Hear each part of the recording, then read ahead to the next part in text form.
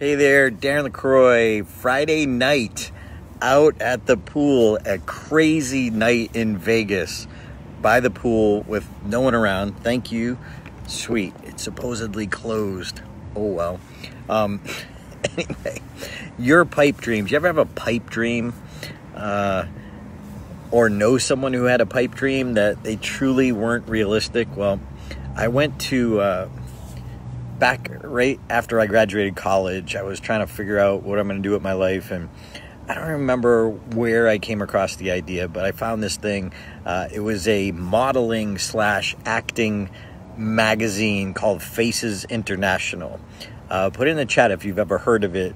This was back in, I don't know, 1989, 90 or so.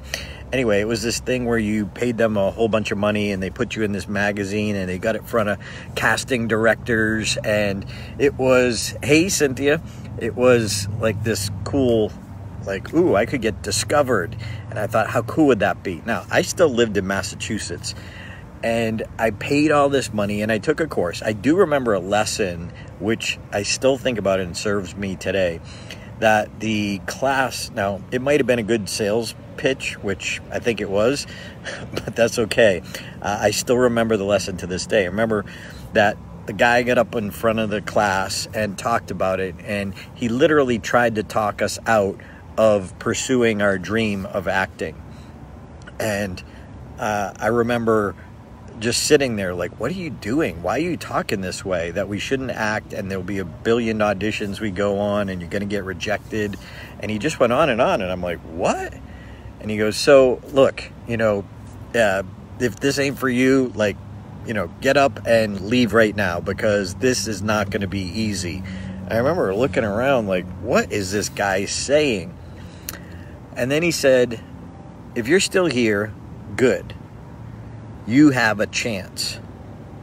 Because if someone can talk you out of the dream, there's going to be so much rejection and challenges and missteps that you're never, ever going to make it.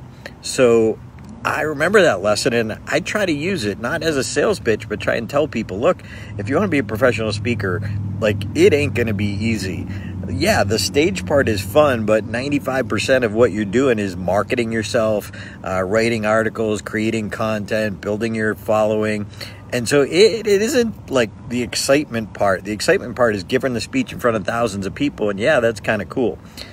And so I love that lesson. Like, if someone can talk you out of your dream, that's cool, because now you might look for that bigger, better, more important, deeper dream in your life.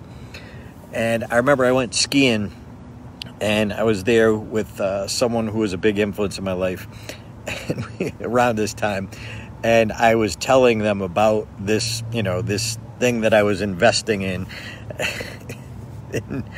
Faces International, which now in retrospect, like, it was crazy and silly. Like, I didn't even live in Los Angeles. There's a gazillion actors and models and stuff in Los Angeles trying to be discovered. Why would they choose a picture in a magazine against a gazillion people of some guy who lives in Boston and didn't even make the commitment to come to Los Angeles? Like, who would do that? There's plenty of people right there begging for work. But this influencer in my life looked at, we were at like a trailhead, and you can go this way, that way, and he took his ski pole and he pointed and he goes, right there, that's you, pipe dream. And it was a trailhead called Pipe Dream. And I was like hurt at the time. It was a great lesson. It was a pipe dream, because I was thinking I would just pay somebody some money and then I would get discovered. Like, who's going to discover you? Even if they liked your picture and invited you in for an audition. Hey, Palmo, I got to fly across the country for an audition? Yeah, that was never going to happen. It was a pipe dream. And I remember in the movie Rudy, he talked about it, that at the beginning he was a dreamer, but he wasn't a doer.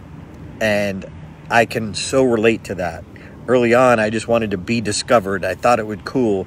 I spent money I didn't have on $1,000 on this magazine, and I had these pictures taken in order to get discovered. And I was in this magazine, and maybe they got it in front of directors, but think about it. If you were a director and people don't even live in the state. Why are you gonna like bring them in based on a photo? Like, that was crazy. But I was that dreamer. I was not a doer. One more icing on the cake. Funny story. So I had this cool looking car after college. It was a Celica, and it had the mag wheels, and it was the pop-up headlights, which were cool back then. And I got it used, and it was like my dream car. I loved it. And I went to this club in Providence, went down to see some of my college buddies, and my car was stolen. And they found it like 2 or 3 days later, and it was stripped. They took the seats, they took the wheels, they took everything in the car, except they left my portfolio picture from Faces International. I was like, okay, if that's not a kick in the butt, at least steal those, just for my own self-esteem. But no, they left that. It was just like, bam. Oh, lesson learned, though. Yeah, if people can talk you out of your dream, good, find another one. But you got to be a doer, not just a dreamer. And that was a big lesson learned in my life, my challenge. So that's it for today. See you tomorrow. A crazy Friday night in Vegas. Woo!